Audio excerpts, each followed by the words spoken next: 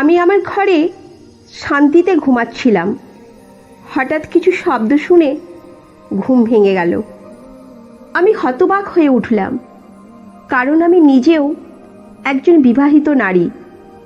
তাই আমি দ্রুত বুঝতে পারলাম এই শব্দগুলো কিসের। কিন্তু আশ্চর্য হয়ে ভাবতে লাগলাম, এই বাড়িতে এমন কি হতে পারে যে এমন শব্দ বের হচ্ছে। কোনো রকমভাবে আমি ওই শব্দের উৎসের দিকে এগিয়ে গেলাম এবং যা দেখলাম তা আমাকে আরও হতবাক করে দিল। শব্দগুলো আসছিল সেই ঘর থেকে, যা ছিল আমার বিধবা বৌদির ঘরে। আমি মনে করলাম হয়তো আমি ঘুমের মধ্যে আছি, কিন্তু এই শব্দ তো আমার বৌদিরই। আমি আতঙ্কে আমার বুক চেপে ধরলাম। এটা কি হচ্ছে? আমি ঘরের দরজার পাশে গিয়ে কান পেতে শুনতে লাগলাম। আমার শরীর শিহুরে উঠল। তারপর আমি দেখলাম জানালাটা খোলা। সাহস হলো না, তবে জানালার পাশে গিয়ে যা দেখলাম, যেন আমার পায়ের নিচের থেকে মাটি সরে গেল। আমার বৌদি ঘরে একা নয়, সেখানে তো 3 জন যুবক ছেলে। আমার স্বামী সারাদিন বাড়ির বাইরে থাকে, আর আমি বাড়িতে একা। আমার বৌদি ছিলেন অত্যন্ত সুন্দরী এবং যুবতী, কারণ তিনি ছিলেন দাদার দ্বিতীয় স্ত্রী। দাদা এর আগে একজন বৃদ্ধ মহিলাকে বিয়ে করেছিলেন, কিন্তু তিনি মারা যাওয়ার পর দাদা এই যুবতী মেয়েকে বিয়ে করে ঘরে নিয়ে আসে। তখন সবাই অবাক হয়ে গেল। সবাই বলতো নিজের মেয়ের বয়সী মেয়েকে বিয়ে করে এনেছে। দাদার চলার শক্তিও নেই, কিভাবে এমন মেয়ে বিয়ে করলো, আর এত সুন্দর মেয়েকে কিভাবে সুখী রাখবে। কিন্তু আমরা দেখছিলাম দাদা যেন আবার তরুণ হয়ে উঠেছেন। তিনি তার সাদা চুল রং করতে শুরু করলেন, তরুণদের মতো পোশাক পরতে লাগলেন। শুধু তাই নয়, তার মধ্যে হঠাৎ শক্তি যেন এসে গেল। আমার মা বলতেন, মেয়েরা মুখে বললেই বয়স্ক পুরুষও তরুণ হয়ে যায়। তখন আমি ছোট ছিলাম, এসবের কিছু বুঝতাম না, কিন্তু এখন আমি নিজেও একজন বিবাহিত নারী, তাই মায়ের কথা বুঝতে পারি। মনে মনে দাদাকে নিয়ে হাসতাম।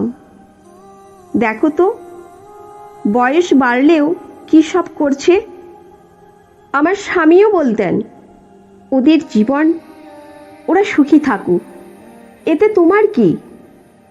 আমি বলতাম, আপনিও ওদের পক্ষেই কথা বলছেন, কারণ আপনারাও তো একই পরিবারের সদস্য।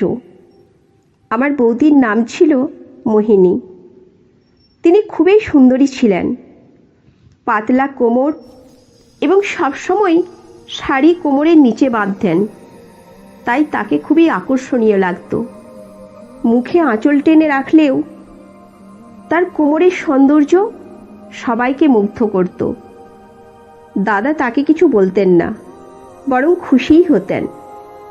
আমাদের পরিবারের সবাই তাদের নিয়ে নানা রকম কথা বলতো, ভালো কিছু বলতো না, কিন্তু তারা নিজেদের মধ্যে খুবই সুখী ছিল।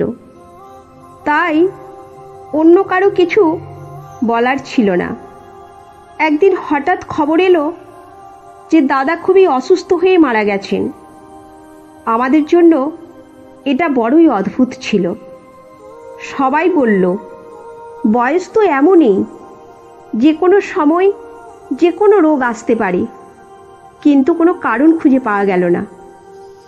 বৌদি বিধবা হয়ে গেলেন এবং কেউ তাকে নিজের বাড়িতে রাখতে চাইল না, কারণ এত সুন্দরী ও যুবতী একজন মহিলাকে কে নিজের বাড়িতে রাখতে চায়, যে কিনা সবার দৃষ্টি আকর্ষণ করবে। আমাদের পরিবারের ছোট্ট বাড়িটি ছিল মাত্র 2 জনের, আমার স্বামী আর আমি। তাই সিদ্ধান্ত হলো বৌদি আমাদের বাড়িতেই থাকবেন। আমার স্বামী খুব ভালো মানুষ, খুব সহজ সরল।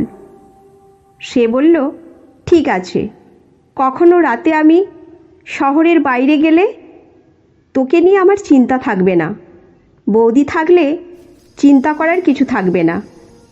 কিন্তু বৌদি ঘরের কাজকর্ম সামলানোর মতো নারী ছিলেন না। তবুও যখন থেকে দাদা মারা গেছেন, বৌদি নিঃশব্দে নিজের কাজ করতেন, কথা বলতেন না। আমার মা বৌদিকে ভালোভাবে গ্রহণ করতেন না।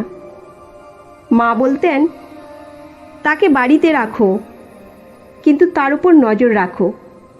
তাকে বাড়ির কাজ করতে বলো, এবং যেন বেশি বেয়ারা না হয়। সে একজন বিধবা আর সুহাগিনী। আমি মাকে বিশ্বাস দিলাম, মা, আপনি চিন্তা করবেন না, সব ঠিক থাকবে। বৌদি যখন আমাদের বাড়িতে এলেন, আমি তাকে বললাম, এটা নিজের বাড়ির মতোই মনে করুন।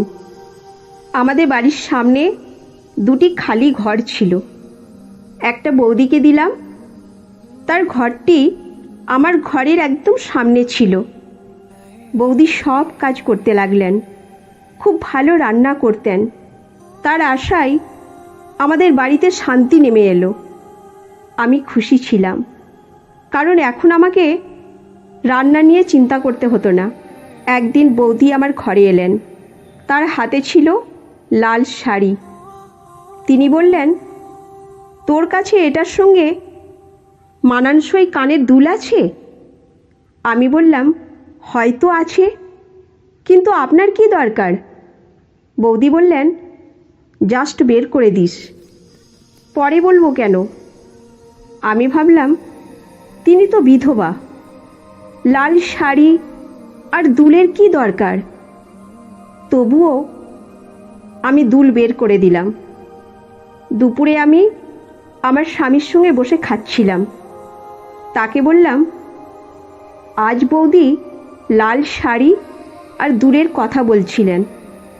আমার স্বামী বলল, তুমি জানো না বিধবারা লাল শাড়ি পরতে পারে না? আমি বললাম, আমার কি দোষ? উনি যে খুবই খুশি, এটাও তো একটা আশীর্বাদ। রাত বাড়ল, আমি গভীর ঘুমে ডুবে গেলাম। সকালে আমার মা বললেন, রাতে তোকে ফোন করছিলাম, তুই ফোনেই তুলিসনি। আমি বললাম, ফোন তো আমার বালিশের পাশে ছিল, বাজলে নিশ্চয়ই শুনতে পেতাম। মা বললেন, একা থাকিস আর ঘুমিয়ে থাকিস, বাড়িতে যুবতী বিধবা রয়েছে।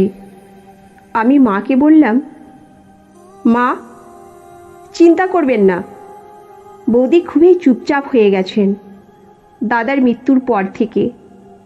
আমার স্বামীর রুটিন ছিল অদ্ভুত। সে সারাদিন কাজ করত, রাতে ঘরে আসতো। আমাদের মধ্যে খুব কমই সময় কাটত। এই কারণে আমাদের কোনো সন্তানও হয়নি, আর সবাই এই নিয়ে প্রশ্ন করত। আমি তাকে বললাম, আমরা একটা সন্তান করে নিই, সবাই প্রশ্ন করছে। সে বলল, হ্যাঁ, এ নিয়ে ভাববো। আমি বললাম, ভাবা কি? বিয়ের পর তো সন্তানই হয়নি। কিন্তু আমার কথায় তার কোনো প্রতিক্রিয়া হলো না। আমি খুব অবাক হলাম। আগে তো সে একটু ইশারাতেই আমার পিছে ঘুরত, এখন কি হলো? সে বলল, আমরা কিছু চিন্তা ভাবনা করব এ নিয়ে। পরের দিন বৌদিকে একটি অদ্ভুত কাজ করতে দেখলাম। আমি সাধারণত তার ঘরে যেতাম না, কারণ সেখানে আমার কোনো কাজ ছিল না। তবে আজ কোনো কারণে গিয়ে দেখলাম বৌদি লাল শাড়ি পরে আছেন, কানে দুল ঝুলছে। আমি বললাম, আপনি কি করছেন? আপনি তো বিধবা। বৌদি বললেন, বিধবার কি মন নেই? আজ আমার মন চাইছিল, তাই পড়েছি। তিনি কাঁদতে শুরু করলেন।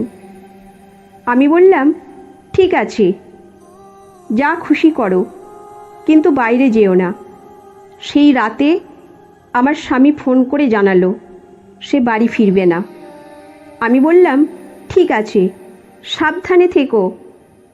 বৌদি সাজগোজ করে ঘরে ঘোরাফেরা করলেন, তারপর শুতে গেলেন।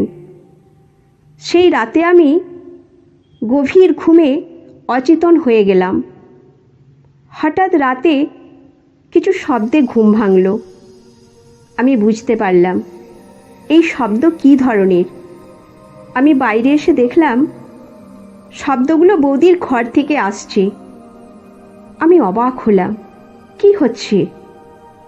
বৌদি তো ঘরে একা, তবে শব্দগুলো কিভাবে আসছে? আমি এগিয়ে গিয়ে দেখলাম দরজাটা ভেতর থেকে বন্ধ। রাতের অন্ধকারে ঘর থেকে আসা অদ্ভুত শব্দগুলো আমার মনে বেশ চিন্তার কারণ হয়ে দাঁড়িয়েছিল। বৌদি মোহিনী, যিনি বিধবা হওয়ার পরেও নতুন করে জীবন শুরু করছেন, তার জীবন নিয়ে জানার তীব্র আগ্রহ আমাকে কাবু করে ফেলেছিল। আমি ধীরে ধীরে দরজার কাছে গিয়ে দাঁড়িয়ে শুনছিলাম, আর সাহস করে শব্দের উৎসের দিকে যেতে পারছিলাম না। শব্দের উৎস জানালার দিকে ইঙ্গিত করছিল, তাই আমি খুব সতর্কভাবে জানালার কাছে গেলাম। জানালা খোলা ছিল, আর বাইরে থেকে অল্প আলো আসছিল। আমি একটু ঝুঁকে দেখি, তখন আমার চোখের সামনে দৃশ্যটা স্পষ্ট হয়ে উঠল। বৌদি মোহিনী লাল শাড়ি ও কানের দুল পরে খুবই আকর্ষণীয় লাগছিল। তার চোখে অদ্ভুত এক আগ্রহ এবং উন্মাদনা ছিল। তিনি কারোর সঙ্গে কথা বলছিলেন, যার কণ্ঠ আমি শুনতে পাচ্ছিলাম না, কিন্তু সুরটা কিছুটা পরিচিত মনে হচ্ছিল। এক মুহূর্তের জন্য আমি ভাবলাম, বৌদির জীবনে এমন একজন এসেছে যিনি তার শোককে ভালোবাসায় রূপান্তরিত করেছেন। আমি আর চিন্তা করলাম না, বরং কেমন করে তার জীবনে সুখ ফিরিয়ে আনা যেতে পারে সেটার ওপর মনোযোগ দিলাম। বৌদি তার সাজগোজে মোহিত হয়ে উজ্জ্বল চোখে কথা বলছিলেন, আর মাঝে মাঝে হেসে উঠছিলেন। সেই হাসি ও উচ্ছ্বাস নতুন সূর্যের আগমনের চিহ্ন ছিল।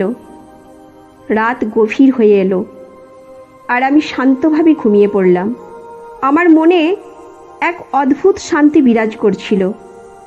আমি প্রার্থনা করলাম, বৌদি তার নতুন জীবন নিয়ে সুখী থাকুক।